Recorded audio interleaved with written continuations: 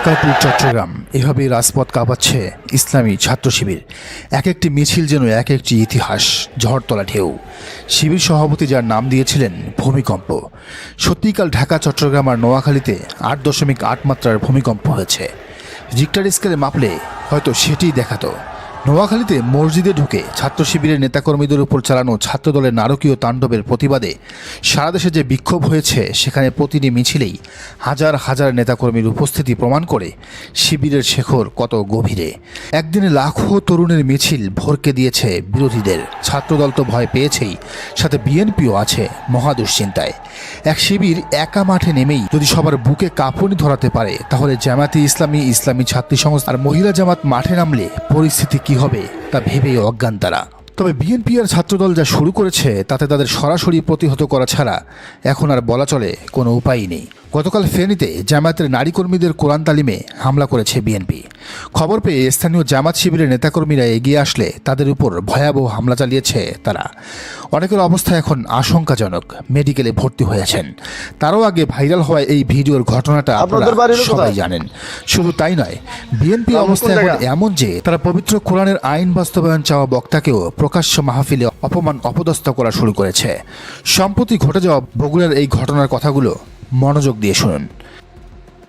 কোরআন পার্লামেন্টে চাই, একটু কারা কারা চাই দুহাত তুলে দেখায় দেয়, যেহেতু লোক সংখ্যা যদিও কম, তারপরে রাজনীতিবাদী বক্তব্য করেন। সংসদে কি চাবেন সেটা আপনি। সময় যত গড়াবে, ইলেকশন যত এগিয়ে আসবে, বিএনপির আওয়ামী চেহারা ততই উন্মোচিত হবে। খোলস পাল্টে তাদের আসল রূপ বেরিয়ে আসবে। তারা সারা দেশে গণহারে তাণ্ডব শুরু করবে। জামাত শিবিরের নেতাকর্মীদের উপর জুলুম নির্যাতন চালাবে, হামলা মামলা চালাবে।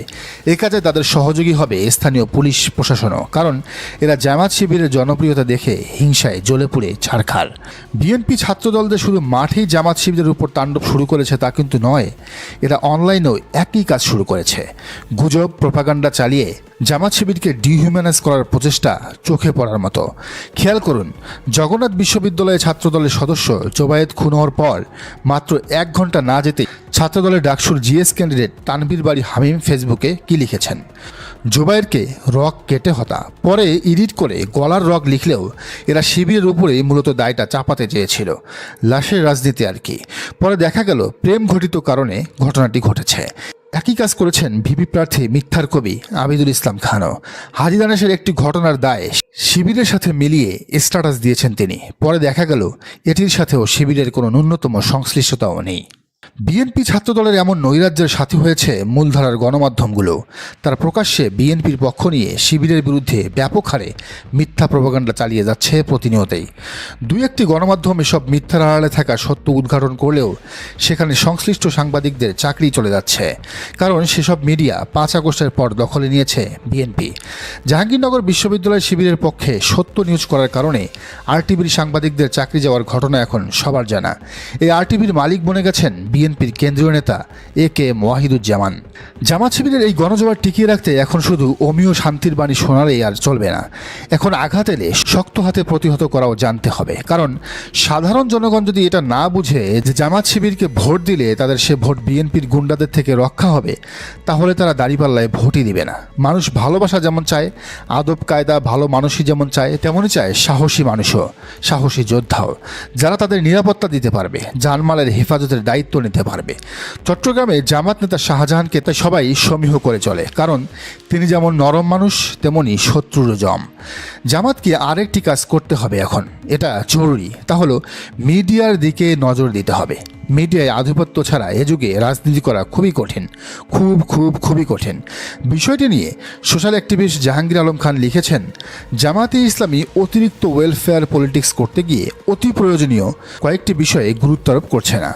এটা জামাতকে চরমভাবে ক্ষতিগ্রস্ত করবে। কয়েকদিন আগে মহাখালী ক্যান্সার হাসপাতালে জামাতে ইসলামী কোটি টাকার অনুদান দিয়েছে। কী লাভটা হয়েছে? অথচ এইসব টাকা দিয়ে কিছু মিডিয়া হাউসকে কিনতে পারত। বৃহৎ দল হয়েও একটা মিডিয়া নেই, সংবাদপত্র নেই, আফসোস। কোনো উদ্যোগও দেখা যাচ্ছে না, কোনো আলোচনাও হচ্ছে না, মানে অস্ত্র ছাড়া যুদ্ধে নামার পরিকল্পনা আর কি। বিএনপি 5 আগস্ট কিছু করতে না পারলেও তারা ভাগাভাগি করে কয়েকটি মিডিয়া দখল নিয়েছে। আগামী নির্বাচনে তারা এই মিডিয়াগুলো দিয়েই তাদের স্বার্থ হাসিল করে নেবে। হাসিনার মতো সকল অপরাধকে দায়মুক্তি দিবে এসব মিডিয়া দিয়ে। জামাত বসে বসে ফেসবুকে কান্নাকাটি করবে আর কি। জামাত যদি মিডিয়া তৈরি করতে না পারে তাহলে এই জামাত ক্ষমতায় আসার মতো এখনও যোগ্য হয়নি, এমনকি বিরোধী দল হিসেবেও যোগ্য হবে না। একটা প্রবাদ আছে, সময়ের 1 ফোর, অসময়ের 10 ফোর। সময়ের কাজ সময়ে না করলে পরে 1 কামড়ের জায়গায় 10 কামড় খেতে হবে। তাই জামাতে ইসলামীকে এখন ওয়েলফেয়ার পলিটিক্স কমিয়ে আগে মিডিয়ার দিকে পূর্ণ মনোযোগ দিতে হবে। মিডিয়া তৈরি বা কেনার টাকা না থাকলে জনশক্তিদেরকে বলেন, জনশক্তিরাই টাকা দেবে। তবুও নিজস্ব কয়েকটা মিডিয়া চাই। মিডিয়া না থাকার পরিণাম নিয়েও লিখেছেন জাহাঙ্গীর আলম। বলেন, আমরা জামাতে ইসলামীকে নিয়ে যত বেশি আশাবাদী হচ্ছি, অন্যদিকে তত বেশি হতাশও হচ্ছি।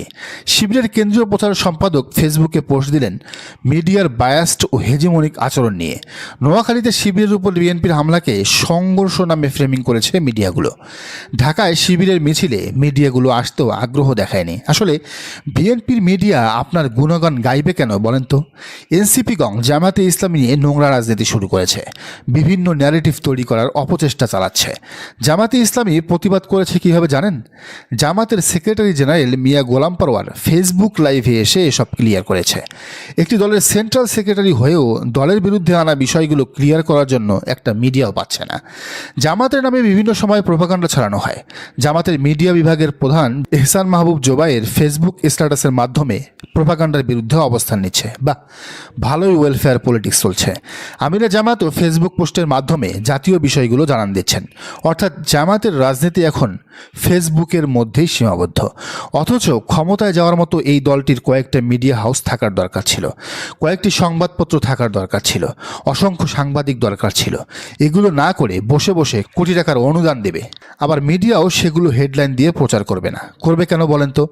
বিএনপির টাকায় চলে আপনার গুণগান কি গাইবে? আপনারা দিগন্ত টিভি চালু করতে পারেননি এখনো। এই ব্যর্থতা আপনাদের মাথায় নিয়েই আগাতে হচ্ছে। দর্শক, আপনার কি মনে হয় জানান কমেন্টের ঘরে। আর এই চ্যানেলে নতুন হলে অবশ্যই সাবস্ক্রাইব করে বেল আইকনটি বাজিয়ে রাখুন।